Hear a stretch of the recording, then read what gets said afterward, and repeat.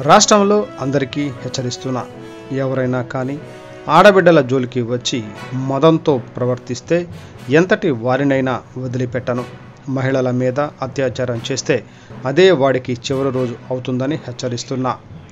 ఇది మాటల్లో కూడా, ఇక నుంచి యాక్షన్లో చూస్తారు. లాస్ట్ డే అవుతుంది, గుర్తుపెట్టుకోమని మరొక్కసారి హెచ్చరిస్తున్నా. గవర్నమెంట్ అంటే తమాషా ఆడద్దండి. ఏదో గవర్నమెంట్ అంటే బెదిరిస్తే బెదురుతుందని కాదు. యాంటీ సోషల్ ఎలిమెంట్స్ ఎవడైనా సరే నిర్మోహమాటంగా అణిచివేస్తా. మర్యాదగా ఇంతవరకు చెప్పా.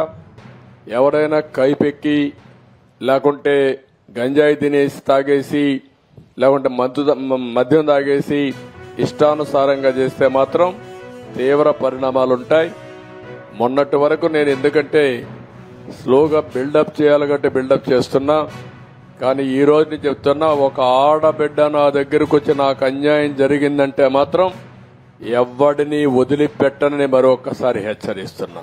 అది మీరు రేపటి నుంచి యాక్షన్ లో కూడా చూస్తారు. మీరు ఎవ్వడిని వదిలిపెట్టను.